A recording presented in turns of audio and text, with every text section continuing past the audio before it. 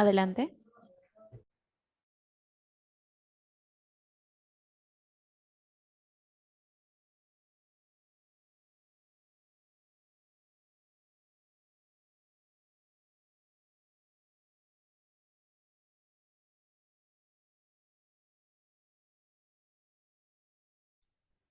Hola, ahora sí se me escucha. Creo que me fui, regresé y me volví a ir. Bueno, ante todo, bienvenidas, bienvenidos. Muchas gracias por estar presente hoy en este evento, este encuentro de investigación y creación de nuestra universidad. En la mesa de hoy tenemos desafíos y avances en la inclusión de las mujeres en la academia, el liderazgo empresarial y el emprendimiento. Esta mesa está organizada por el Departamento Académico de Posgrado en Negocios y dentro del eje temático Género y Desigualdades. Vamos a presentar 3 investigaciones que nos ayudan a comprender esta temática desde diversas perspectivas y lo vamos a hacer en el siguiente orden. Vamos a tener primero las 3 presentaciones por cada una de las expositoras y el expositor, y por favor les pedimos que vayan tomando notas sobre sus inquietudes, sus dudas, consultas, las puedan ir poniendo en el chat o las puedan reservar para la última parte que va a estar destinada a responder a estas preguntas y a ahondar un poco en la discusión de los temas que nos proponen nuestras y nuestro investigador. En ese sentido, ese será el orden. Las ponencias durarán cada una alrededor de 20 minutos. Al minuto 18 yo con voz estaré avisando que faltan 2 minutos para que quien esté presentando pueda cerrar sus ideas y continuaremos con la siguiente presentación.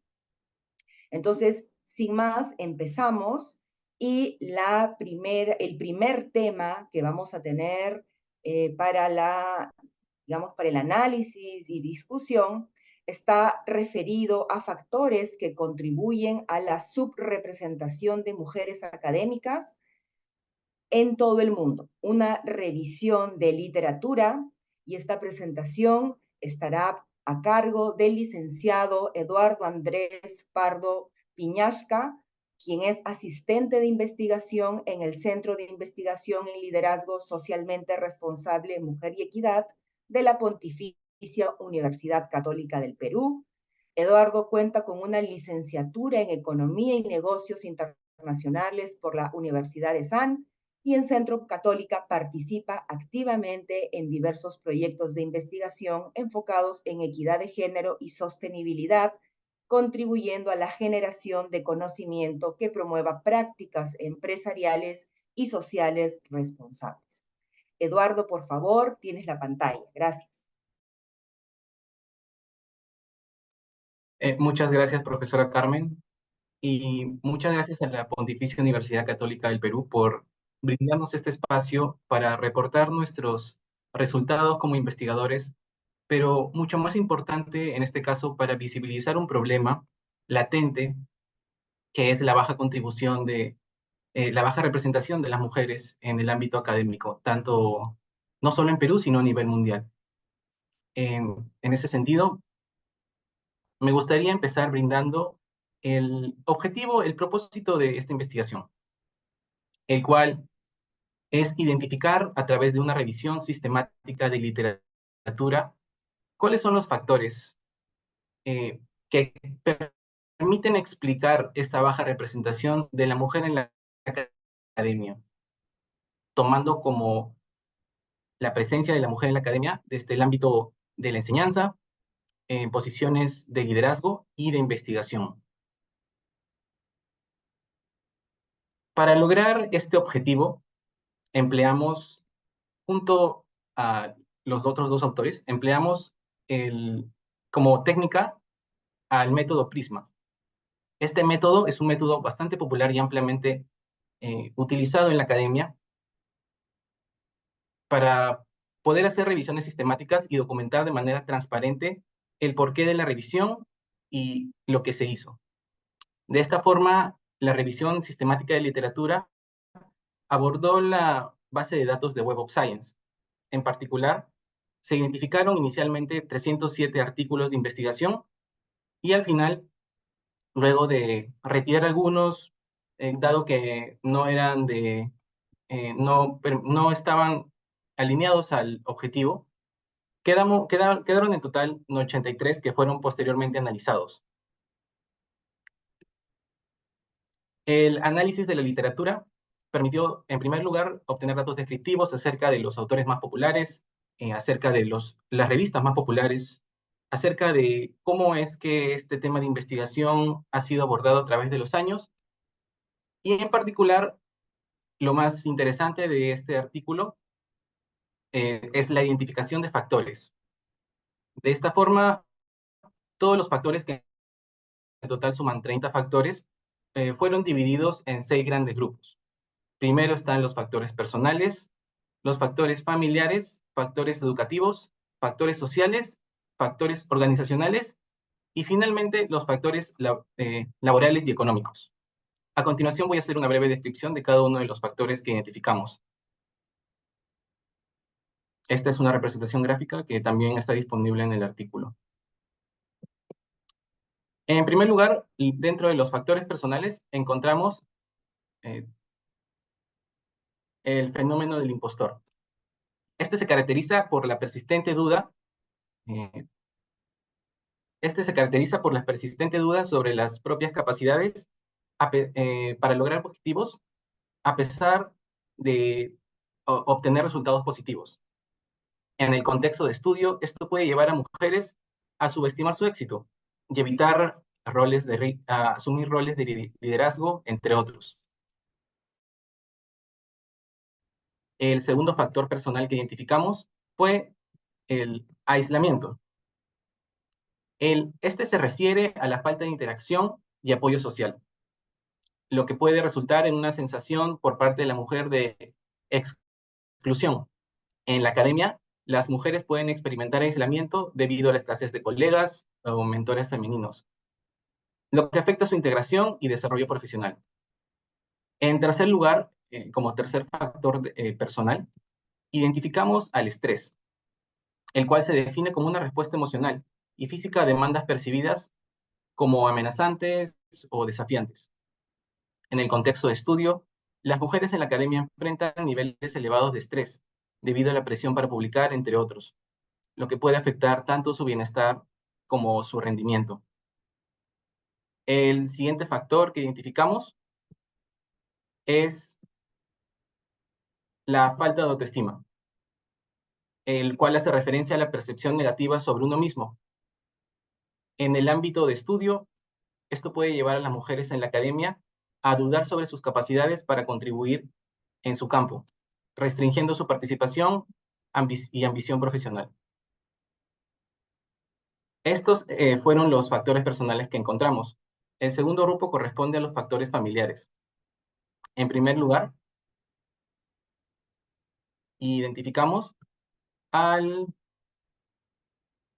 al soporte familiar. Este implica la asistencia y respaldo, tanto emocional como práctico, proporcionado por familiares cercanos. En el contexto de estudio, este respaldo por parte de la familia puede facilitar la conciliación de responsabilidades familiares y laborales, permitiendo a las mujeres avanzar en sus carreras. El segundo factor familiar, a nivel familiar, que identificamos fue las responsabilidades de cuidado, que hacen referencia a tareas relacionadas eh, con el cuidado de hijos y otros familiares. Para las mujeres en la academia, estas responsabilidades pueden limitar su tiempo, que tienen ellas disponibles para actividades profesionales y crear tensiones. El siguiente factor familiar corresponde al equilibrio entre trabajo y vida, el cual eh, eh, hace referencia a la capacidad de gestionar de manera efectiva las demandas laborales y las necesidades personales. En el caso de las mujeres en la academia, a menudo ellas enfrentan dificultades para equilibrar las exigencias, tanto a nivel profesional como familiar, lo que puede afectar negativamente su bienestar. El siguiente grupo de factores corresponde a los factores educativos. Dentro de los factores educativos, el primero que identificamos a partir de esta revisión sistemática de la literatura fue el clima frío o chilly climate en el aula, el cual se refiere a un entorno académico que carece de calidez y apoyo, a menudo caracterizado por la indiferencia hacia las necesidades de los estudiantes. Para las mujeres en la academia, esto puede traducirse en un entorno hostil o poco acogedor que dificulta su participación y crecimiento profesional. El siguiente corresponde al soporte académico, tanto con recursos y asistencias para facilitar el éxito de las mujeres en la academia. En el contexto de estudio, esta falta de apoyo puede limitar las oportunidades de desarrollo. El siguiente corresponde a las barreras institucionales, los cuales, eh, las cuales corresponden a obstáculos impuestos tanto por políticas y estructuras organizativas que dificultan el acceso y progreso de ciertos grupos, en este caso de las mujeres. El siguiente grupo corresponde a los factores sociales. En primer lugar, identificamos al acoso sexual, que abarca tanto comportamientos, comentarios inapropiados basados en el género, que crean para la mujer en la academia un ambiente laboral hostil, afectando no solo su salud mental, sino también su vida profesional. El siguiente factor social que identificamos a partir de este estudio corresponde a la cultura del club de chicos, que se refiere al entorno profesional dominado por normas y comportamientos masculinos. Este entorno excluye a las mujeres y dificulta su integración y limita su acceso a redes de apoyo y oportunidades claves para su crecimiento profesional. El siguiente factor que pudimos identificar corresponde a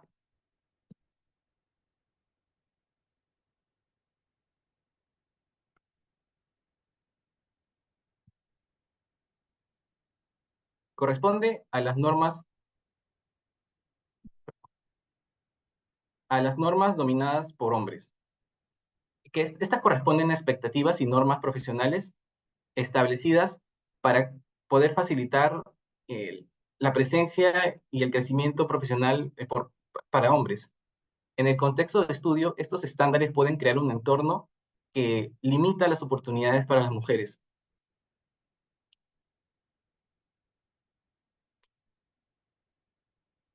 El siguiente corresponde a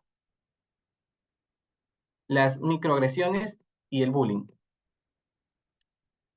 Estos se refieren a pequeños actos de discriminación y hostilidad que, aunque sean sutiles, afectan la experiencia y el crecimiento laboral de las mujeres. El siguiente factor que identificamos a partir de esta revisión de literatura corresponde a la discriminación racial, que involucra el trato injusto basado en la raza de una persona. En este caso, en particular, existen estudios sobre mujeres en la academia de minorías raciales que al ser víctimas de discriminación, exacerban las barreras existentes y limitan sus oportunidades de crecimiento. El siguiente factor social que identificamos corresponde a las redes masculinas, que son conexiones profesionales predominantes entre hombres, que proporcionan apoyo y oportunidad y excluyen evidentemente a las mujeres para acceder a oportunidades y crecimiento. El último factor social que pudimos identificar corresponde a la falta de capital social, que se refiere a la ausencia de redes de contacto y recursos que facilitan el éxito profesional, como conexiones profesionales claves y acceso a oportunidades de colaboración. El siguiente grupo de factores corresponde a los factores organizacionales.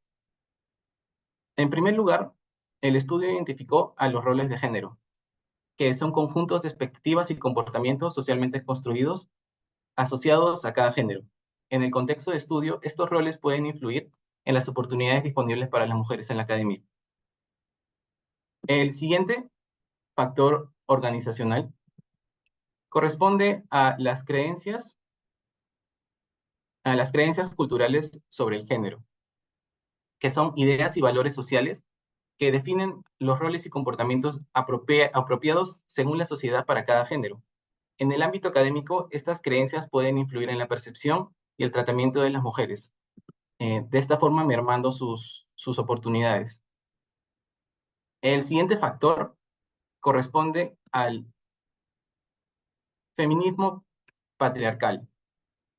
Esta es una forma de feminismo que, en lugar de desafiar las estructuras patriarcales, las refuerzan al buscar cambios dentro de un marco existente, dominado principalmente por hombres, lo cual finalmente perpetúa las desigualdades y limita las oportunidades para las mujeres en la academia. El siguiente factor que pudimos identificar corresponde a las expectativas sociales, que dictan el comportamiento y las responsabilidades aceptables para cada género. En la academia, estas expectativas pueden limitar las aspiraciones y oportunidades de las mujeres, dado que imponen barreras para su avance. En el siguiente lugar, identificamos a los estereotipos, que corresponden a creencias simplificadas y generalizadas sobre las características y capacidades de grupos específicos, en este caso de mujeres en la academia. El siguiente factor organizacional corresponde a las estructuras de poder, que son jerarquías que determinan cómo se distribuye el poder y los recursos dentro de una organización. En la academia, estas estructuras de poder a menudo favorecen a los hombres, perpetuando la desigualdad. Como último factor organizacional, el estudio identificó al acantilado de cristal. Este factor hace referencia a la tendencia en la asignación de mujeres en roles de liderazgo en situaciones de crisis, por ejemplo, como el caso del COVID-19, donde el riesgo de fracaso es alto. Esto evidentemente perpetúa la percepción con respecto a las mujeres, que es, mm, con respecto a las mujeres sobre el hecho de que no son aptas para estos roles. Esta es la percepción que crea el acantilado de cristal. Como último grupo de factores, tenemos a los factores laborales y económicos. En primer lugar, tenemos a la brecha salarial. Esto manifiesta y perpetúa la desigualdad de las mujeres en el ámbito académico y corresponde a la diferencia en la compensación entre diferentes géneros, compensación salarial. El siguiente factor que identificamos a partir de este estudio corresponde a la carga de trabajo y grandes expectativas, que se encuentra estrechamente relacionado a la presión para cumplir con un volumen elevado de tareas. En el contexto de estudio, esto puede generar un desequilibrio entre la vida y el trabajo de la mujer, afectando su bienestar y rendimiento. El siguiente lugar, el siguiente factor corresponde a las pausas en la carrera. Estas corresponden a interrupciones en la trayectoria profesional debido a razones tanto personales como familiares. En el contexto de estudio, las mujeres académicas que toman estas pausas pueden enfrentar desventajas a comparación de su contraparte, en términos de avance profesional y percepción de su compromiso con respecto al trabajo. En el siguiente lugar, el siguiente factor económico laboral corresponde a la falta de apoyo institucional, el cual implica la ausencia de recursos, políticas y prácticas que faciliten el éxito profesional. En el contexto de estudio, eh, esta falta de apoyo institucional no está estrechamente ligado a la falta de respaldo necesario para el crecimiento profesional de las mujeres. El siguiente factor laboral económico corresponde a las largas horas de trabajo. En este caso, esta es una característica común en muchos entornos académicos, donde se espera que los profesionales dedican extensas jornadas laborales, lo cual puede afectar la capacidad de las mujeres en el contexto de estudio para equilibrar sus responsabilidades laborales y personales. Y como último lugar, dentro de este grupo de factores, el estudio permitió identificar a la falta de mentoría y modelos a seguir, que corresponde a la ausencia de guías y ejemplos que permiten una orientación adecuada y un apoyo oportuno en el desarrollo profesional de las mujeres en la academia. Ahora, las conclusiones del estudio. Este, eh, este estudio permitió crear un marco eh, que identifica cuáles son los factores que perpetúan esta falta de representación de la mujer en la academia. En este sentido, es fundamental reconocer que la baja representación es el resultado de una combinación de factores de diversa índole, tanto estructurales, culturales y sociales, que han persistido y que vienen persistiendo desde hace mucho hasta el presente. A pesar de los avances hacia la igualdad de género, los obstáculos continúan y la falta de apoyo institucional siguen limitando las oportunidades para las mujeres en la academia. En ese sentido, quisiera resaltar que la implementación de políticas tanto inclusivas y reformas en los procesos, tanto de contratación como en promoción al empleo y a la participación de las mujeres en la academia, son esenciales para abordar estas desigualdades. Por lo tanto, promover un cambio cultural en las instituciones es crucial para poder garantizar un entorno más justo y equitativo que permita a todas las personas, sin importar su género, alcanzar su máximo potencial. Muchas gracias por la atención.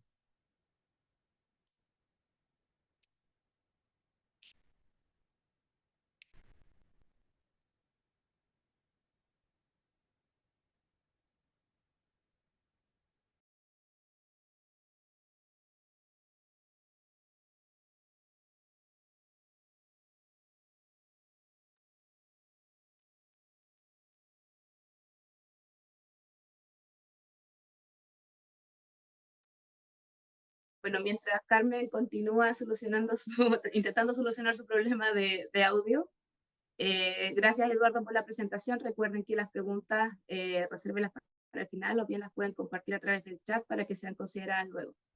En este momento me corresponde a mí continuar con la presentación, así que voy a compartir pantalla para poder comenzar.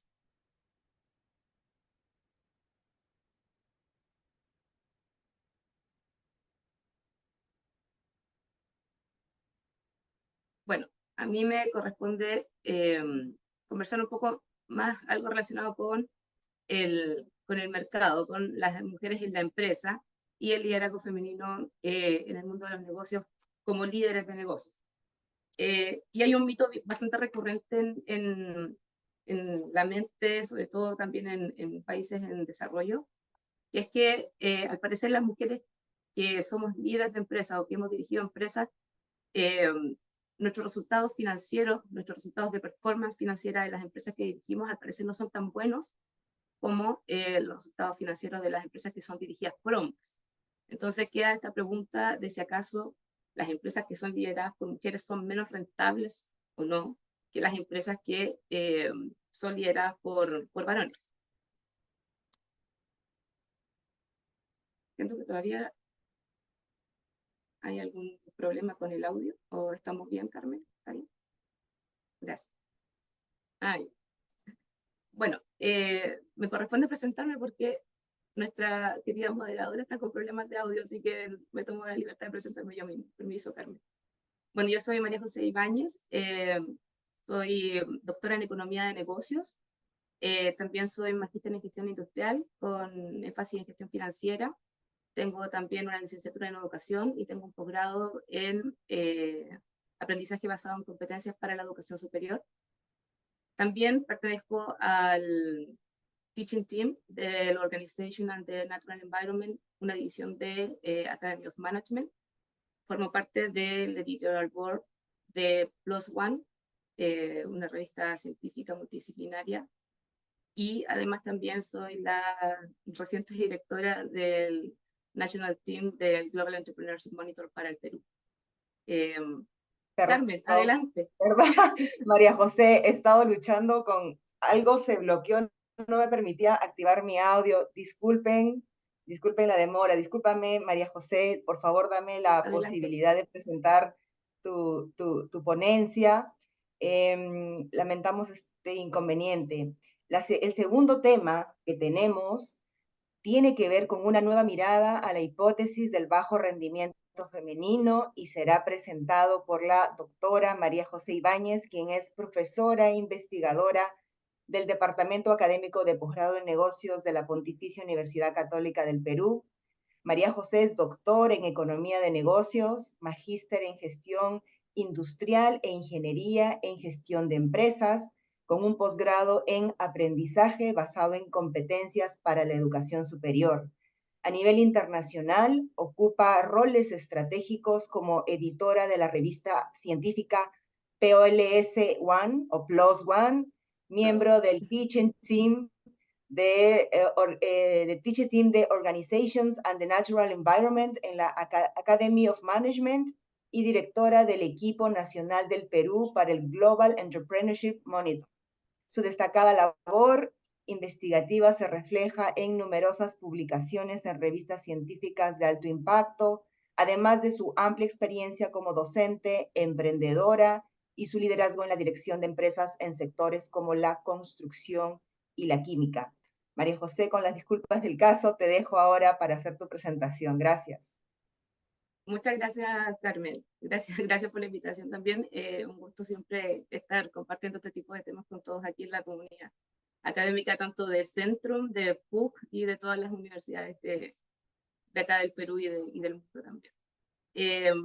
Bueno, también pertenezco al Observatorio de Innovación y Sostenibilidad de Centrum Think, así que ahí también pueden encontrar algo más de información con respecto a los temas que estamos conversando hoy día también. Bueno, esta ponencia está basada en un paper que ya se publicó. El título del paper es Female Underperformance Hypothesis Revisited. Es una revisión metodológica y un testeo empírico de la hipótesis de subdesempeño femenino que voy a explicar un poco más detalladamente. Este paper se publicó en Sage Open y, bueno, en colaboración con el doctor Vázquez Lavín y el doctor Ponce Oliva de la Universidad del Desarrollo en Chile.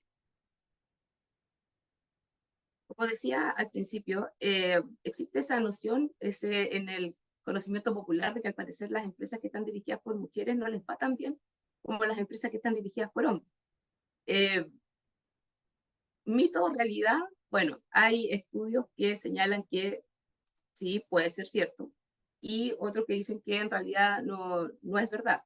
Y así es como durante los últimos 30 años hemos estado debatiendo en la academia si acaso efectivamente las empresas que están gestionadas por mujeres rinden peor que las que están gestionadas por hombres. Y eso es lo que conocemos como hipótesis de subdesempeño femenino o female underperformance. Ahora, ¿qué dice la literatura? Porque esto es importante, perdón, para poder empezar a conversar, porque básicamente podríamos pensar que no pasa más allá de ser diferencia entre académicos sobre resultados opuestos o sobre resultados no compatibles, porque también son pocas las comparaciones que se hacen más allá de la del género. O sea, rara vez vemos una controversia tan grande o que haya durado tanto tiempo, por ejemplo, en base a otras características de la empresa. O sea, simplemente estamos hablando de si es hombre o es mujer quien dirige, pero también hay otras características que podrían hacer una diferencia en el desempeño y no necesariamente están relacionadas con el género. Entonces, ¿por qué llama tanto la atención esto o por qué para nosotros es importante poder indagar un poco más allá sobre lo que realmente ocurre cuando las mujeres estamos a cargo en una empresa? Bueno, aquí tomé algunos datos de Perú para... El estudio está testeado en Chile, en el mercado chileno, pero digamos que las diferencias entre los países emergentes no son tantas en torno a en torno a las brechas de género. Por ejemplo, en Perú, según el último reporte del Global Gender Parity Index, solamente el 35.4% de las mujeres, o sea, de los puestos directivos en general de todas las empresas están ocupados por mujeres. O sea, es bastante menor si lo consideramos, obviamente, con las empresas que están lideradas por los hombres. Y además de eso también enfrentamos brechas salariales de género. Es decir, para una misma ocupación o en un mismo nivel de responsabilidad, las mujeres hoy día ganan un 25% menos que los hombres. Por lo tanto, es inevitable sentir empatía por esta injusticia, por decirlo de alguna forma, y creemos, o creímos, interesante, que uno de los motivos por los cuales se generan estas brechas es probablemente porque se cree que las mujeres no somos tan aptas para los negocios como los hombres. Por eso es que deberíamos estar dispuestas a ganar menos y por eso es que también deberíamos estar menos dispuestas a ser gerentes. Esto no es más allá que un mito, no, lo que estamos hablando aquí de los números, eso sí es real, pero el hecho de que una mujer lo haga mejor o peor, al menos en mi opinión, aquí me voy a permitir la opinión personal, eh, y en mi experiencia no tiene asidero en la realidad, o sea, el desempeño de una empresa es un indicador multidimensional y tratar de encontrar explicación en una dimensión específica, como es el género de su gerente, quizás podría llevarnos a respuestas incompletas y eh, afortunadamente eso fue lo que salió en el paper, porque si no, habría tenido que hacer un estudio sobre otra cosa para poder eh, convencerme a mí misma de que en realidad ser mujer o hombre en realidad no es una medida de aptitud para la gerencia. Bueno, aquí yendo un poco hacia ya la parte académica, ¿qué dice la evidencia? Hay papers para todo, o sea, hay una cantidad de papers que dicen que las empresas que están lideradas por mujeres tienen peores resultados financieros que las que están lideradas por hombres. Esta es la mayor cantidad de evidencia que existe, o sea, en la mayor cantidad de los papers se ha encontrado este resultado. Efectivamente, las que están dirigidas por hombres les va mejor, pero es una cuestión de cantidad, porque también hay otro cuerpo de literatura o hay otros estudios también que dicen que no necesariamente es así. Incluso las mujeres podríamos generar mejores rendimientos financieros para las empresas que los gerentes hombres. Y por otro lado también están aquellos estudios que también es un cuerpo importante, que dice que no existen diferencias significativas en el desempeño de las empresas que se puedan atribuir específicamente al género de su directivo. Entonces, como tenemos estas tres visiones eh, opuestas, distintas, ¿cierto? Este estudio se motivó en eso, en decir, ya, ok, entonces debe haber algo debajo de todo esto, porque todos estamos encontrando cosas diferentes y no se trata de elegir un bando u otro, sino que se trata de poder contribuir a cómo podemos solucionar un problema real de la sociedad, ¿cierto? Que es la baja representación de las mujeres en la academia, en la ciencia, en la industria, en la empresa, ¿cierto? A través de nuestros resultados, o sea, seremos capaces de demostrar que efectivamente ser mujer no nos hace menos aptas para ser gerentes, y eso es lo que vamos a ver acá. Entonces, los objetivos de este estudio, del paper propiamente tal, fue analizar los estudios cuantitativos que se habían publicado más recientemente, ¿cierto?, sobre la relación entre el liderazgo femenino y el rendimiento empresarial. Ahora, ¿por qué pusimos liderazgo femenino y no fuimos directamente a gerencia femenina? Porque, a diferencia de estudios anteriores, nosotros identificamos o reconocimos en el estudio de que existen tanto mujeres que son dueñas de empresas y que no se autodenominan como gerentas, sino que son las dueñas, ¿cierto? Hay empresas con estructuras corporativas que tienen gerentas y hay otras que tienen estructuras corporativas con directorios, donde la diversidad de género también puede jugar un rol importante. Entonces, optamos por este concepto de liderazgo femenino en lugar de comprometernos únicamente con la palabra gerente o CEO, que es lo que nosotros normalmente encontramos en la literatura. Eso también está aclarado en el paper para que lo vayan a revisar en una discusión. A mí me pareció muy interesante y tienen que ver ustedes. Y luego de eso dijimos, ok, vamos a tomar todo lo que está. Esto es igual que una revisión de la literatura, pero la diferencia es que nosotros lo hicimos sobre las metodologías de estos papers. ¿Ya? No sobre su contenido teórico, sí obviamente lo analizamos para ver si eran ad hoc a lo que estábamos estudiando, pero la revisión es metodológica. Por lo tanto, el segundo objetivo fue aplicar nuevos métodos econométricos para poder probar esta hipótesis, ver si los resultados anteriores se sostienen bajo ciertas correcciones econométricas, ciertas correcciones estadísticas que también propusimos como parte de la contribución metodológica del PEP. Bueno, la metodología que hicimos primero es revisar, obviamente, todos los papers que se habían publicado sobre Female Underperformance Hipótesis, liderazgo femenino y rendimiento de la empresa, gerencia femenina y rendimiento de la empresa, y encontramos muchos artículos. Eh, Nos remitimos a los años entre el 2010 y el 2020 y observamos que desde el 2016 en adelante hubo un aumento explosivo en los papers relacionados con este tema. Y que evidentemente también, si ustedes lo piensan y miran un poco hacia atrás, van a dar cuenta que están más o menos en la misma época del establecimiento de los Sustainable Development Goals y todo lo que estamos haciendo para tratar de lograr el futuro sostenible. Entonces, la explicación de por qué se ha aumentado bastante el interés es por lo mismo, porque hay un objetivo de desarrollo sostenible específicamente dedicado a la igualdad de género, que es el número 5, y ahí también se desarrollan varias dimensiones de la igualdad de género, y entre ellas este tema de poder promover el liderazgo femenino de la empresa. Luego seleccionamos algunos métodos econométricos adecuados para poder corregir cierta inconsistencia o ciertos sesgos que encontramos en los métodos que ya se habían utilizado. Entonces tomamos toda esta batería de información que encontramos y luego dijimos ya, pero no es suficiente con decir qué métodos se utilizaron, qué variables se testearon, sino que ¿por qué no tomamos una muestra?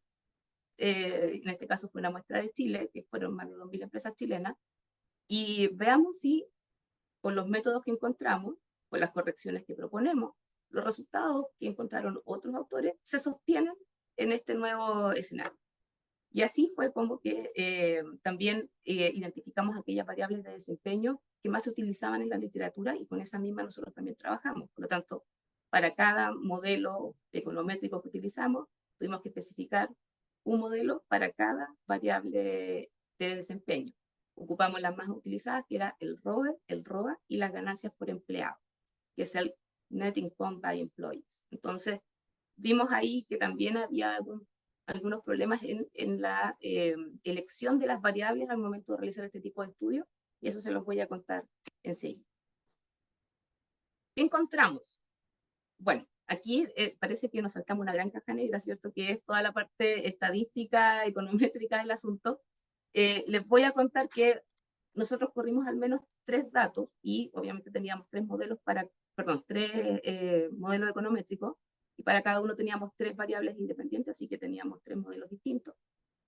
Para el que le gusta la estadística, hicimos regresión lineal por mínimos cuadrados ordinarios, también utilizamos un modelo con variables instrumentales en la misma línea, y también utilizamos algunos estimadores no paramétricos basados en propensiones o puntajes de propensión para sacar, no tiene una traducción directa, son not parametric matching estimators, ¿ya? Para ver si efectivamente podíamos comparar el desempeño de empresas lideradas por hombres y lideradas por mujeres, ¿ya? Parece que nos saltamos una gran parte, pero para eso al final les voy a dejar el código QR para que puedan acceder al paper y lo vean ahí completo en toda la parte estadística, que el desarrollo también fue bien interesante. Finalmente, lo que encontramos fue que cuando corregíamos todos los sesgos que habían en torno a la elección de las variables, en torno al contenido estadístico de los modelos econométricos, la especificación, en realidad no hay diferencia entre el desempeño de la firma que depende y que en torno a quién es o no el gerente. O sea, que sea mujer o hombre, en realidad no hace ninguna diferencia en el desempeño de la empresa. No en las variables específicas que se consideran como variables de desempeño, que son, como les decía al principio, bastante incompletas, porque nosotros sabemos que el desempeño de la firma la podemos medir a través de la rentabilidad, pero también sabemos que hoy día más que nunca necesitamos otros indicadores que están más relacionados con el bienestar, con la sostenibilidad, ¿cierto? Y con que la empresa pueda mantenerse en el largo plazo en una relación, podríamos decir, amigable y sustentable con su entorno. Entonces, si seguimos utilizando estas mismas medidas para poder evaluar el desempeño de un gerente, evidentemente que tenemos enfoques diferentes al momento de gestionar y de liderar hombres y mujeres, ¿cierto? Y eso está más que investigado en la teoría de los roles sociales de género, de social role theories. Eh, o sea, sabemos que somos distintos, tenemos capacidades diferentes, tenemos habilidades distintas, aprendemos de otra forma, gerenciamos de otra forma, pero no necesariamente una debe ser mejor que la otra o una debe producir mejores resultados que la otra. Pero cuando empezamos a ver el rendimiento de la empresa como un concepto multidimensional, vemos que las mujeres sí lo hacemos mejor en varias de las dimensiones del desempeño empresarial, en la que hombres quizás no lo hacen tan bien. Y obviamente el llamado acá es ya no sigamos valorando las empresas o el desempeño de las mujeres en la gerencia por cuánto es el ROE o cuánto es el ROA. Es importante, sí, pero esa es una medida incompleta del desempeño. Ahora, finalmente nosotros nos arreglamos y dijimos, las empresas gestionadas por mujeres no rinden peor que las gestionadas por hombres. Entonces, ¿qué es lo que nosotros ponemos sobre la mesa? Es que hay que considerar aspectos metodológicos que hoy día no están siendo considerados, ¿cierto? Para evitar llegar a estas conclusiones erróneas. Y si llegamos a una conclusión de este tipo, que sea con toda la información completa, es decir, hay alguna dinámica de la industria que también influya, hay alguna dinámica en el desarrollo personal que también influya, y ahí vamos a tener obviamente un panorama mucho más completo. Y ahora, bueno, este estudio nos demoramos un tiempo en publicarlo porque el cuestionamiento que hace es bien fuerte, bien potente, al decir que en realidad el hecho de que se crea que las mujeres somos menos aptas para los negocios, en realidad es un estereotipo que no tiene mucho fundamento eh, objetivo, por decirlo de alguna forma. Y además de eso también esta creencia está arraigada y está fundamentada en modelos econométricos que probablemente no recogen la información completa. Y no olvidemos que estamos hablando de estimaciones. O sea, estamos hablando de que estamos tratando de modelar el futuro con base en datos pasados. Por lo tanto, eso no debiese ser una conclusión tan importante para la humanidad que evite que las mujeres podamos seguir avanzando hacia el liderazgo corporativo. Aquí es cuando les dejo al final, ¿cierto? El código QR para que puedan acceder al texto completo del paper que ya se encuentra publicado. Y algunas reflexiones finales, si es que me queda tiempo, Carmen. ¿Sí? ¿Sí? Gracias. Y un poco relacionándome con lo que encontró la doctora Bolio y Eduardo y su otro coautor, que no recuerdo su nombre, con respecto al complejo del impostor, porque el tema de que todo el tiempo se nos esté recordando que las empresas que están gestionadas por mujeres rinden menos que las empresas que están gestionadas por hombres, al final de cuentas lo que hace es contribuir a ese complejo de que tengo las habilidades, ¿cierto? Tengo la preparación, lo tengo todo, pero parece que la gerencia no fuera para mí. Estoy hablando desde las mujeres. Y eso, como les digo, también se ha investigado bastante en este sentido de que las mujeres tienen, no me acuerdo la palabra en español, pero ya tienden a ser más maternales, tienen otro tipo de liderazgo, ¿cierto? Ese tipo de cosas. Y parece que eso nos hiciera menos aptas para competir en el mundo laboral que a los hombres que al parecer tienen otros rasgos de personalidad que son más compatibles con la imagen que tenemos en la mente de un gerente. Porque no olvidar que también los estereotipos, los sesgos de género operan a nivel normativo, o sea, a nivel general. Sabemos que cuando se habla de un gerente, o cuando se habla de un emprendedor, o cuando se habla de un empresario, la primera imagen que se nos viene a la mente es la de un hombre.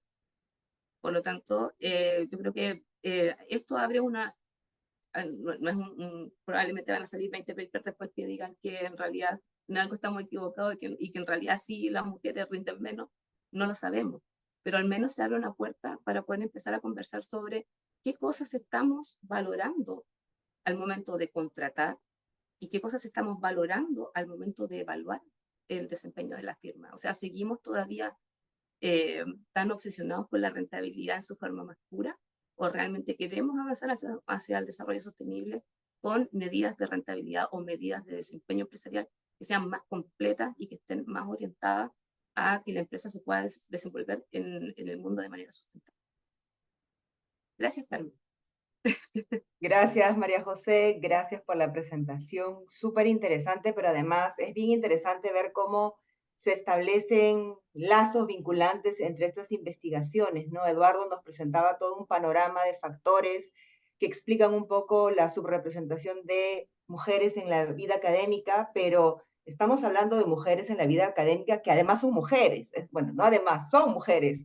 Lo interesante es que ser mujer no solamente está en el ámbito académico, está en el ámbito empresarial, y mucho de lo que decía Eduardo sobre estos estereotipos, estas creencias, estas miradas, estas normas, estos círculos de amistad que privilegian lo masculino, son los que moldean finalmente los indicadores de qué cosa es exitoso o no en la vida empresarial y quién y cómo se llevan a cabo estos éxitos, y así se van a medir eventualmente, ¿no? Esas van a ser las mediciones y por supuesto bajo esas mediciones las mujeres no aparecemos porque tal vez ni siquiera hemos tenido espacio en esos lugares, ¿no? Entonces establecemos estas conexiones que son súper interesantes. Gracias. Y pasamos Gracias. ya al último tema que tenemos previsto para hoy. El tercer tema está referido a esta idea de impulsar el cambio, creando una comunidad de práctica para estimular el emprendimiento y la innovación en las mujeres en energías limpias, teniendo en cuenta lo que ocurre hoy en nuestro planeta, ¿verdad? Este tema será presentado por la doctora Caterina Kuschel, profesora e investigadora del Departamento Académico de Posgrado en Negocios de la Pontificia Universidad Católica del Perú y directora de la Oficina de Fondos de Investigación en Centrum PUC. Caterina completó sus estudios de PhD y maestría en investigación en psicología social en la Universidad Autónoma de Barcelona. Es licenciada en Administración de Negocios de la Universidad de Desarrollo de Chile, y ha dedicado su carrera como investigadora al rol de las mujeres en los ecosistemas regionales de innovación, contribuyendo al entendimiento de la motivación emprendedora, la creación de equipos, el levantamiento de capital y los procesos de internacionalización de startups lideradas por mujeres en América Latina. Además, lidera una comunidad global de investigadores interesados en la interfaz trabajo-familia de emprendedores y emprendedoras. Actualmente ejecuta proyectos de investigación con financiamiento internacional. Caterina, la pantalla es tuya. Gracias. Muchísimas gracias, profesora del Río. Hola a todos, hola también a los presentadores anteriores. Encantada de participar en esta ocasión en el encuentro que se hace todos los años y que obviamente demuestra el esfuerzo que hace la PUC para ayudar a la sociedad, ya desde el punto de vista con investigación. Y acá les quiero contar de investigación aplicada. ¿Ok? Que es una segunda vuelta de tuerca, un poquito, por decirlo así. ¿Ok? La presentación se llama Impulsando el Cambio, Mujeres Emprendedoras en el Sector de la Energía Limpia. Y este ha sido un proyecto que ha sido seleccionado. Estamos en proceso de firma del contrato. Es uno de los 6 proyectos adjudicados que recibirán financiamiento de Aspen Institute y de IDRC. Así que estamos muy, muy, muy contentos. Y bien, vamos a contextualizar, ¿ok? ¿Cuáles son los antecedentes? ¿Qué es lo que se sabe? Se sabe que hay una baja participación de las mujeres en el sector energético en general y en energías limpias aún más. Y eso es lo que quería un poco abordar las instituciones que estaban entregando estos fondos. Decían, queremos soluciones concretas, no que nos cuenten más cuáles son las barreras, cuáles son los factores, cuáles son... No, queremos ahora buscar soluciones que permitan aumentar la participación de las mujeres en este sector de las energías limpias, tanto como profesionales o empleadas del sector, como emprendedoras, directoras de empresas, incluso como consumidoras. Y hay muy, muy poca investigación en este sector específico, en mujeres y este sector específico. ¿Por qué? Porque también es un sector relativamente nuevo, ¿ok? Entonces, es vital que las mujeres tengan una participación activa y visible en este sector que sean capaces de liderar innovaciones y emprendimientos que impulsen el desarrollo sostenible. Entonces, estamos convencidos que este proyecto va a contribuir significativamente a reducir estas barreras y bueno, y encontrar soluciones al final para que tengamos un entorno más inclusivo y equitativo. Así que nos entusiasma un montón ser parte de esta iniciativa y colaborar para crear un futuro más sostenible y justo para todas y todas. Ok, lo importante aquí es que uno, dentro de las preocupaciones que tenía Aspen Institute, que le decimos ANDE, porque es la parte específica de emprendimiento, em, nosotros nos dedicamos al mundo del emprendimiento porque es lo que, bueno, más conocíamos como equipo. Y vamos a explicar un poquito brevemente qué son las energías limpias, ¿ok? Las energías limpias es un conjunto de formas de generar energías que tienen bajo impacto, o sea, baja generación de carbono em, o carbono cero. Y eso es bueno para disminuir el efecto invernadero. La energía nuclear también se considera energía limpia, pero en Chile, en el caso de Chile, es cero, ¿ya? Y voy a hablar de Chile porque el proyecto se va a ejecutar en Chile y quizás lo vamos a poder escalar en otras regiones de América Latina, o sea, en otros países de América Latina. Pero lo importante de las energías limpias es que no son como otro tipo de energías que sería, por ejemplo, combustibles, diésel, esos son commodities. Entonces los precios de esas energías responden a fuerzas de demanda, de oferta del mercado, el precio fluctúa. En cambio, las energías limpias son tecnologías. Es decir, siguen esta ley, por decirlo así, de disminuir sus costos, por lo tanto su precio. Tiende a la baja. Y eso es súper potente. Eso es súper potente porque ¿qué es lo que mueve el mundo?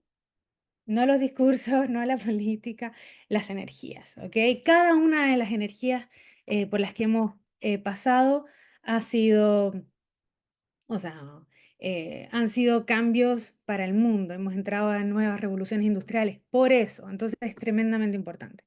Eso un poco va a explicarles sobre las energías limpias. También está la energía geotérmica y el hidrógeno verde. El hidrógeno verde se produce a partir del agua, ¿ok? Y la energía renovable. Ok, entonces se obtiene mediante electrólisis a partir de fuentes renovables. O sea, tienes que usar energía renovable para generar esta nueva energía renovable. Y normalmente se usa energía solar o eólica, ¿ok? ¿Y qué es lo que hace? El H2O, el agua, se descompone. Descompone las moléculas de agua y las de oxígeno y las separa. Y esas nuevas moléculas de hidrógeno son las que se llaman hidrógeno verde. Es hidrógeno, no tiene nada de verde, es hidrógeno, pero por la forma en la que se produjo, en la que se generó, se le llama hidrógeno verde y puede funcionar como combustible para los autos, los buses, también se puede mezclar con el gas, en fin, hay muchas cosas que ya se están usando, o sea, no es una cosa futurista, ¿ok? Bien, volvamos a pensar ahora en el sector, pensemos en la industria de las energías limpias. Y el problema con este sector, no sé si es un problema o no, pero caractericémoslo así, comúnmente im- im- implica alta inversión. O sea, se hacen cosas a gran escala, necesitas mucho dinero, por lo tanto los proyectos también son a largo plazo, mucha tecnología. No sé, piensen en la energía eólica, necesitas estos molinos de viento que tienen motores de aviones, ¿ya? Es tremendamente potente y se hace a gran escala. También se requieren normalmente alianzas público-privadas precisamente porque las empresas privadas por sí solos no podrían tomar estos riesgos financieros, ¿ya? Luego también es una industria donde hay alta regulación, porque toda la energía que se produce, que se genera, pues tiene que entrar a la red, ¿ya? Y se tiene que poner un precio a eso. ¿ok? A la red, a la grid, no sé cómo se le llama, pero es esta carretera energética. Y luego tiene también un componente muy fuerte en tecnología, en ingeniería, en ciencia, ¿ok? A diferencia de quizá otro tipo de energías que no tienen mucha ciencia. Eso caracteriza el sector de las energías limpias. Entonces, si lo vemos bajo un punto de vista como de, bueno, ¿es esto atractivo para meterse a emprender, para generar proyectos? No, quizás ni siquiera lo es tanto para hombres, pero para mujeres aún menos. Entonces, eso es lo que estamos un poco tratando de abordar aquí. Eh, bueno, entonces vamos a ejecutar el proyecto en Chile por varias razones, pero una principalmente es por las redes que tenemos allá, porque yo también soy chilena. Pero una de las cosas importantes es que Chile, al igual que muchos países de América Latina, tiene de recursos naturales, que tiene miles de kilómetros de costa, tenemos mucho viento, tenemos mucho sol, y estos recursos que pueden ser input para generar energías renovables están a lo largo de todo el país, es decir, en el norte podríamos decir que habría más sol o viento, y en el sur podría haber geotermia, en fin, como que hay distintas, estoy inventando, pero hay distintas composiciones que hacen a este país como bastante atractivo para generación de energías limpias. Otro tema interesante es la demanda de energía, ¿ya? La demanda de energía está liderada por la industria minera, ¿ok? Y eso también es similar a lo que ocurre, por ejemplo, en el país de Perú, otros países que también son intensivos en la extracción de minerales o de cualquier otro recurso natural, ¿ok? En Chile hay otras industrias también importantes, la pesca, forestal, fruta, ¿ok? Em, Así que la demanda por energía es importante y va en aumento. Va en aumento también por el crecimiento de las ciudades, ¿ok? Hablemos también de las energías limpias. Las energías limpias existen ya en Chile, es un 28% del total de la generación de energía, y dentro del 28% lo que más lidera es hidroeléctrica, luego está eólica, solar, geotérmica, biomasa moderna y energía undimotriz y mareomotriz, o sea, cuando se mueven las olas y todo eso, ¿ok? Así que eso ya existe, es así, y obviamente la idea es que esa composición, ese 28% vaya aumentando. Y tenemos además en Chile otra cosa importante que es respecto a una visión del hidrógeno verde. El hidrógeno verde que les comenté hace un momento es esta tecnología, y Chile plantea convertirse entonces en el principal exportador de hidrógeno verde de bajo costo del mundo en 2040. Entonces, con esa visión, tiene pensado aprovechar al máximo sus condiciones naturales, lo que les había comentado hace un momento, altas radiaciones solares en el norte, vientos en tierra que compiten con los potenciales en alta mar de otras regiones, por ejemplo.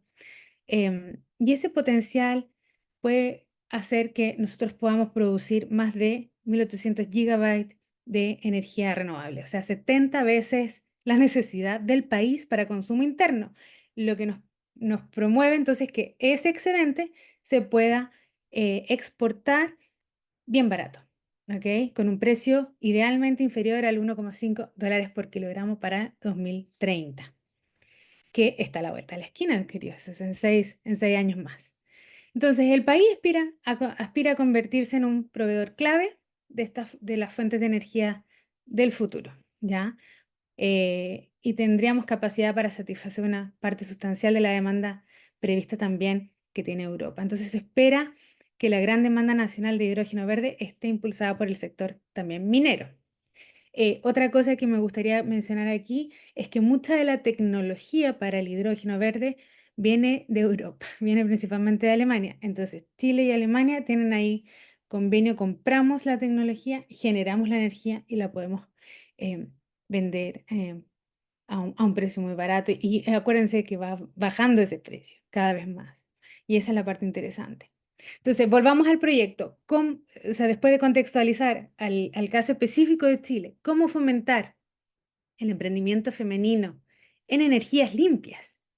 Como les conté, Ande busca soluciones, no diagnósticos, no listas de barreras o lo que sea, ¿ya? Porque ya sabemos, ya no necesitamos corroborar o confirmar. Ande sabe em, que la participación de las mujeres es baja ahí, entonces generar una solución, proponer una solución, testear una solución es el tipo de desafío que nos entusiasmó mucho como equipo. Así que nos entusiasmó mucho ser parte de algo que tiene un impacto más allá de un manuscrito, ¿ok? Que busca impactar un sector que además es interdisciplinario. ¿Ah? La energía tiene un montón de aristas y bueno, ver cómo podemos testear soluciones, por lo tanto, impactar a la sociedad. Y revisamos posibles potenciales soluciones, ¿bien? O sea, ¿qué es lo que podría ayudar a que aumente la participación de la mujer en el emprendimiento? En general y luego en algún tipo de industria, porque en energías limpias no teníamos muchos datos, pero ¿qué se puede hacer? Y dentro de las cosas interesantes que hay, que se han probado y que algunas funcionan más o menos bien, no hay una que sea la ganadora o la solución estrella, no, tiene que ser una combinación, ¿cierto? De soluciones que en su conjunto apoyen esta causa. Entonces, está el training de habilidades tipo aceleradora, tipo curso, ya, estímulo de información con conocimientos concretos, que después les voy a comentar qué tipo de conocimiento es el que estamos proponiendo. También programa de networking em, y conectarla, ¿cierto? Y programas de mentoría. Entonces, esos son como los 4 grandes grupos de soluciones que existen para que las personas en general, las mujeres en particular, puedan em, eh, entusiasmarse, motivarse a emprender en estas áreas. Ok, y nuestra propuesta es una comunidad de práctica que incluya un poco todo eso. ¿Y qué son las comunidades de práctica? Son grupos sociales constituidos con el fin de desarrollar un conocimiento, compartiendo aprendizajes basados en la reflexión compartida sobre experiencias prácticas. O sea, las comunidades de práctica tienen la palabra práctica porque hacen cosas, ¿ya? En conjunto, que es la parte de la comunidad, ¿no? Y ya hay literatura que indica que las mujeres participan en redes y comunidades de práctica para crear una identidad. Y ahí estamos hablando de otro tema más de psicología social, ¿cierto? Que es que la identidad podría tener para las mujeres en algunos casos un significado muy parecido al de una profesión o una carrera. Entonces, si entendemos el emprendimiento como un proceso dinámico en el que estamos generando visiones y cambio, el emprendedor o la emprendedora como un innovador que aprovecha las oportunidades como un catalizador de desarrollo y de crecimiento económico, las comunidades de práctica podrían fijar, imprimir en ellas esta identidad que opere como el motor para el cambio. ¿Ok? ¿Qué más sobre las comunidades de práctica? Hay intercambio de información relevante. En el caso de que queremos proponer los bonos verdes, que son un tipo de subsidio, un crédito en realidad, que lo otorga Corfo, que es una agencia de desarrollo en Chile, y se la entrega a los bancos y los bancos la distribuyen a proyectos de este tipo, o sea, proyectos de emprendimiento en energías renovables. Los bonos verdes les expliqué, potenciales proveedores, otro tipo de conocimiento que se intercambian en estas comunidades de práctica, cuáles son las mejores prácticas también, valga la redundancia, cómo puedo encontrar expertas, ¿cierto? En estas comunidades de práctica también hay modelos de rol, mentoras y hasta sponsors, que son las personas que te toman y te suben al siguiente nivel, ¿ya? También hay mujeres que podrían actuar como socias en tu negocio. Podrían haber personas que podrían actuar como financistas o sencillamente para recibir apoyo emocional, moral. Todo eso es lo que estaría dentro de esta comunidad en práctica, que no necesariamente tiene que estar ligada a un territorio, a diferencia de los ecosistemas, ¿no? Regionales de emprendimiento o los ecosistemas de innovación, sino que hay comunidades de práctica que son totalmente digitales, por ejemplo. No es el caso del de nosotros. Nosotros tenemos pensado, dado dónde se encuentran nuestros socios clave, estamos pensando en Santiago, que es la capital del país y de la región metropolitana, y Concepción, que es la capital de la región del Biobío, más o menos en la mitad sur de Chile. Bien, y nuestra propuesta también es testear, es decir, hacer un survey, un cuestionario antes de la participación de estas mujeres, que tenemos pensado elegir 30 y también elegir 30 que no participan, que quizás están en otros programas, pero en fin, o 30 que al final no reciben el tratamiento como un grupo de control, y entonces seguir a esas 60 serían, ¿ya?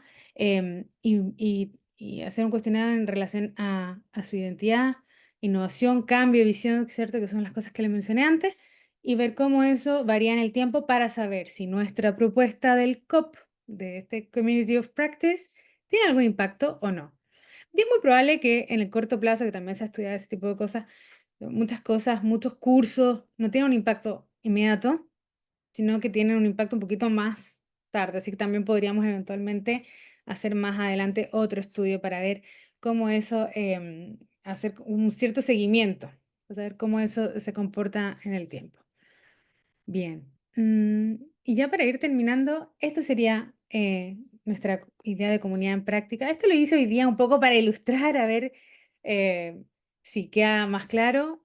Comunidades de práctica vendría a ser este paraguas que engloba programas de aceleración, que son de 6 meses, que lo lidera Mujeres Empresarias, cursos también sobre modelos de negocio innovadores en el sector de energías limpias. Vamos a hablar de hidrógeno verde, vamos a hablar de asociatividad, que es una forma de escalar, ¿ya?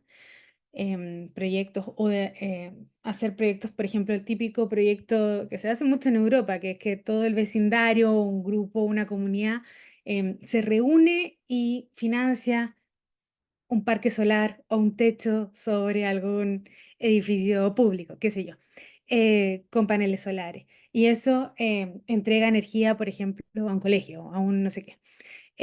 Ese tipo de asociatividad se pueden dar ideas de ese tipo de modelo de negocio como prácticas, bien, como buenas prácticas.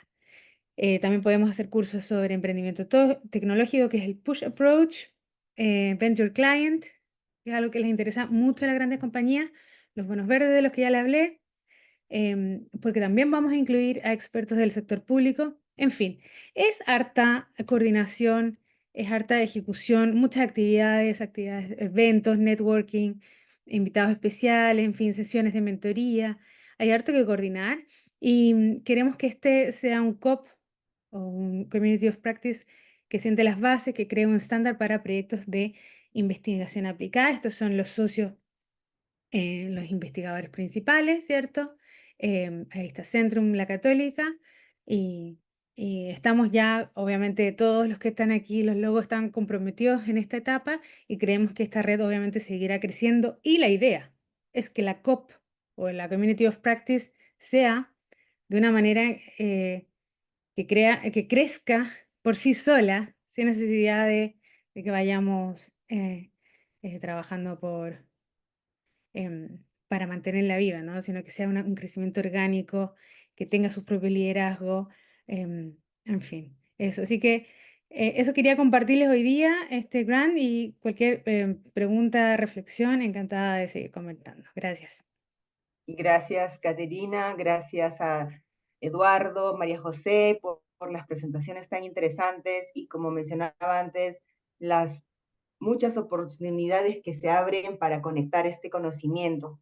A nuestra audiencia, por favor, si tienen alguna pregunta, pueden plantearla en el chat si gustan. Esperamos sus preguntas. Si todavía necesitan un poquito más de tiempo, pueden ahí formularlas. Mientras tanto, yo quería comentar un poquito lo que decía Caterina, porque hace poco vi una noticia sobre toda la problemática que enfrentan las personas que quieren adoptar un carro eléctrico, por ejemplo, y está esta ansiedad de quedarte sin energía, y si te quedas sin energía, ya no funciona, ¿no? Y se planteaban ideas de que en un futuro las pistas sean las que a la vez vayan cargando los autos. Entonces yo decía, qué cambios se tendrían que hacer? ¿Qué tipo de infraestructura se tendrían que construir? ¿O qué elementos de captación o generación de energía se podrían implementar para que los autos puedan circular sin ningún temor? Porque normalmente los autos eléctricos pueden circular en zonas, no sé, ciudades, pero ya cuando te vas yendo del centro, empieza la ansiedad, es cada vez mayor, ¿no?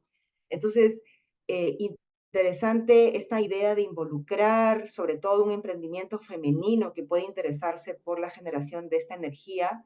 Y yo me ponía a pensar en temas de políticas públicas que usualmente son las que están allí conectando el mundo empresarial, pero la generación de energía. Caterina, tú decías que era súper complicado esto de qué pasa después, es un sector muy regulado, y yo me ponía a pensar en si en su proyecto habían mapeado algo de lo que ocurre con él, digamos, con las políticas públicas. De lo poquito que yo sé sobre el tema, ya es complicado en general. No hablamos de mujeres o varones, hablamos de en general generar energía limpia, pero no sé en el caso de Chile cómo es este tema y cómo ven la conexión para ver, digamos, el proyecto que ustedes tienen de cara a las emprendedoras. Si hay un espacio ahí de reflexión respecto de las políticas públicas. Gracias, Carmen, por el comentario. Hay mucha preocupación por parte del Estado. Hay en el Ministerio de Energía, no sé si se me escucha bien porque me parece que mi señal está inestable, pero Sí se hay escucha. en el Ministerio de Energía, gracias, en el Ministerio de Energía e incluso en Corfo, grupos, o sea, liderazgos ya. em, Hay un programa que se llama Mujer más Energía o Energía más Mujer, no me acuerdo. Eh, y todo esto nació efectivamente porque hace un par de años atrás se hizo una convención energética y a esa reunión de 200, 300 personas habían 8 mujeres. Y esas 8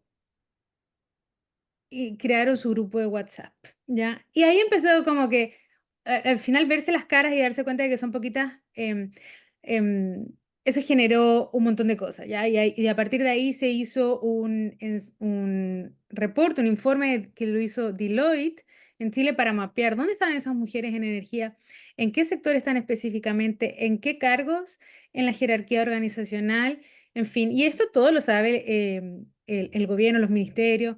La estructura de Chile está interesado, sabe que estos son recursos que se tienen que aprovechar y al menos en Chile, que eso es una diferencia con el Perú, y puedo decirlo, tenemos un modelo diferente de apoyo al emprendimiento, donde el principal trigger o el que está empujando siempre el emprendimiento es el Estado, ¿ok? Una agencia específica que se llama Corfo, en cambio, que es un modelo muy parecido al que tiene Israel. En cambio, Perú tiene un modelo distinto, donde el que empuja el emprendimiento es principalmente la universidad. ¿Ya? Hay varios estudios también que lo indican, no es que yo lo esté sacando de la manga, es la universidad. Entonces, aquí en el momento, en este tipo de instancias es donde nosotros podemos realmente impactar el emprendimiento. En cambio, en Chile es a través del ministerio, Corfo, etcétera. Eso quería Ujú. decir, pero sí hay preocupación por ese lado. Exacto, interesante cómo la institucionalidad puede alentar o desalentar cómo funcionan las iniciativas, ¿no? Hay una pregunta en el chat de René Castro, dice, hola, gracias por las presentaciones muy interesantes, sin embargo, creo que tienen en común la gran ausencia del enfoque de la economía de los cuidados. Desde la economía feminista se ha venido construyendo esa propuesta y ahora entidades internacionales como CEPAL y el Banco Mundial vienen promoviéndolas, ya que constituyen el verdadero cambio estructural para garantizar la igualdad de oportunidades entre hombres y mujeres. Muchas gracias. Damos el pase a María José, que puede comentar también, Caterina, si gustas, y Eduardo también mencionó algunos de estos temas cuando se hablaba de la participación de las mujeres, porque tienen que hacer cosas fuera del hogar, pero ¿por qué ellas son las que tienen que hacerlo? ¿No? Es un poco la gran pregunta que podríamos leer detrás del comentario y pregunta de René. Vamos con María José, por favor. Qué buena pregunta la de René, para poder aplicar economía pura a este problema, porque finalmente hay un tremendo, bueno, hace muchos años atrás, no me René se acuerda, había algo que se llamaba el Shadow Economy Index, que era el indicador de la economía de las sombras, ¿cierto? Y fíjense que el trabajo no remunerado de las mujeres dedicadas a los cuidados tiene una envergadura bastante importante junto con inclusive actividades ilegales, inclusive en alguna economía. Porque, claro, el hecho de que el hombre, por ejemplo, eh, delegue el cuidado de los niños en la mujer sin haber un salario de por medio, genera un ruido en la economía, porque efectivamente debería ser un trabajo remunerado, porque para toda la gente que se dedica al cuidado de niños, independiente si es un niño o no, o sea, pero para toda la gente que se dedica al cuidado ya sea de niños, de adultos, de lo que sea, ¿cierto? La ley dice que debe recibir un pago por ello. Entonces, lo que plantea René es totalmente cierto. O sea, hoy día no. ¿Y por qué es tan difícil de medir? ¿Y por qué es tan difícil de investigar sobre esto? Porque son cosas que uno no están en los datos, no están en las bases de datos, no están en la información que uno recibe de las actividades.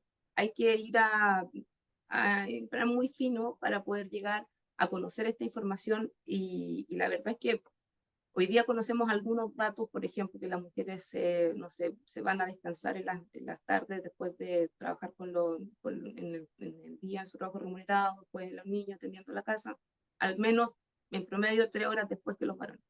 O sea, la mujer duerme 3 horas menos, y sería como una especie de alcance. Y la verdad es que tiene tanta razón en tantas cosas porque el tiempo de la mujer es menos remunerado en la economía formal y básicamente no es remunerado en la economía informal. Entonces, ¿cómo eso al final de cuentas altera también? Independiente de que si, por ejemplo, yo tengo 3 hijos, ¿sí? Gracias a Dios no ha sido, en mi caso al menos, un obstáculo y he tratado de siempre llevarlo, como dicen siempre, juggling, trabajo y casa, pero no debería ser, porque cuando yo, por ejemplo, voy a una conferencia, salgo a alguna parte y me ven si que estoy sin los niños, me preguntan, oye, ¿y tus hijos? Y yo digo, si yo fuera hombre me preguntarían lo mismo.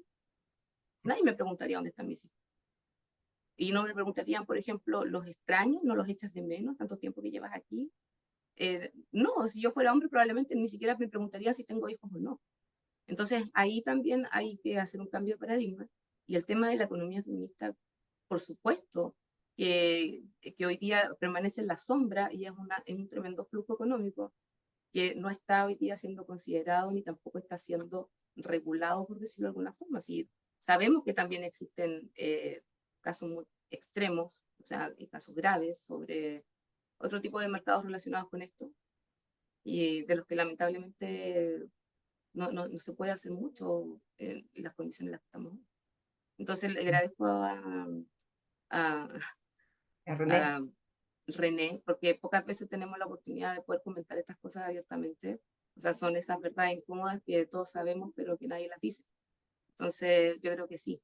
Y también, ojo, que viene bien fuerte la línea de investigación respecto a la autoexclusión de las mujeres de los mercados. Hoy día ya las mujeres no están esperando que las nombren gerentes. Las mujeres lo que quieren es tener su propia empresa. Si no me van a nombrar gerente aquí, no importa. Yo voy y voy por lo mío. Entonces, hay muchos fenómenos que están empezando a surgir y que son todos muy interesantes de investigar. Gracias, René. Ojalá tuviéramos más tiempo.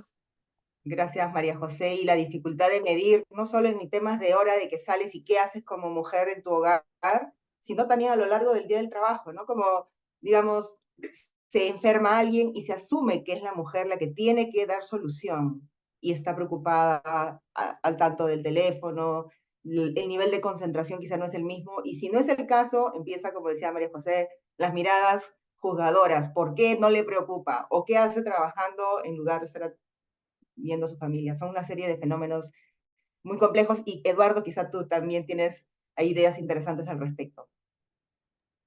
Muchas gracias, profesora.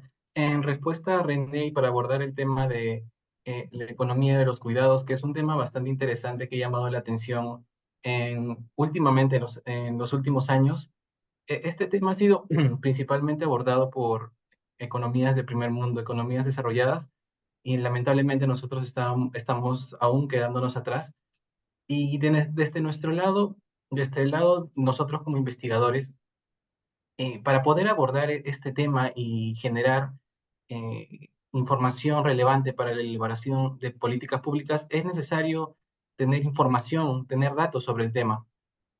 El problema, ese es el gran problema para abordar este tópico, es que aún no contamos con datos particularmente sobre el trabajo remunerado o no remunerado. En particular, Centrum en el año 2020 publicó un informe técnico sobre la gestión y distribución del tiempo de mujeres y hombres, con información bastante relevante que nos explica cómo aún se mantienen estas disparidades. Pero si vamos hacia, por ejemplo, hacia el INEI no ha publicado desde el 2009, 2010, datos sobre el tema. Es decir, existe una gran brecha para nosotros como investigadores abordar este tema, porque los datos no están disponibles. Entonces yo llamo a la reflexión y considero que es necesario que se pueda recolectar datos sobre el tema para poder tener una perspectiva general y poder aportar al desarrollo de políticas públicas. Gracias, Eduardo. La medición del uso del tiempo es súper complicada. Y además también lo que naturalizamos o no, porque si yo no veo que esto es un problema, quizá no lo reporto, no lo considero importante, porque ya lo naturalicé. Así funciona la vida, digamos, ¿no? Si se asume eso. Hay otra pregunta más de Renato López, quizá con esta ya podemos cerrar, estamos sobre la hora. Renato dice, hola, me parecieron muy interesantes las ponencias, muchas gracias. Quería consultar si el estudio de género y rentabilidad también consideró otras variables, por ejemplo, si los gerentes tenían hijos. Si no, tal vez sería interesante de alguna manera estudiar la interacción entre estatus parental y género. Al menos de lo que he ido investigando, parece que hay penalidades sociales a nivel de percepción de los colegas cuando la persona tiene hijo, y esto parece ser mucho más consistente en el caso del género. Quizá pueda tener también alguna influencia o no en el estudio de la rentabilidad empresarial y serviría para seguir derribando mitos. Gracias. María José, quizá Justamente, sí, muy breve. Gracias, Renato. De hecho, estaba pensando en escribirle a Renato por lo mismo, porque lo que plantea efectivamente la debilidad que nosotros encontramos en nuestra revisión de literatura metodológica. O sea, la única diferencia que se considera válida para poder evaluar el desempeño y ver quién es mejor es simplemente si eres hombre o mujer. Hoy día también hay muchos hombres que están a cargo de sus hijos, no solamente las mujeres tenemos esta carga, por decirlo de alguna forma, hay hombres que han decidido también llevarla. Y claro, hay que considerar eso, por ejemplo, ¿por qué no considerar qué ocurriría si en vez de que las mujeres solamente tuviesen que tomar descansos prenatales y postnatales en torno al nacimiento de un hijo, ¿qué pasaría si para la empresa fuese lo mismo contratar a un hombre y una mujer porque ambos tuviesen el mismo descanso parental? Ahí no habría diferencia, ahí no daría lo mismo si elegimos un hombre o una mujer, porque ya sabemos que ese break que decía Eduardo en su presentación ya no va a existir, o sea, ya no va a quedar la carrera abandonada de la mujer de 6 meses, la del hombre también, porque porque los hijos son de ambos, o sea, los hijos tienen papá y mamá. Y eso en algún momento, quizás en alguna época anterior, sonaba feminista y todo, pero hoy día es un tema eh, que también muchos hombres se están viendo enfrentados cuando tienen que enfrentar la crianza en solitario, o tener que decidir también mucho quedarse en la casa para que la mujer pueda trabajar.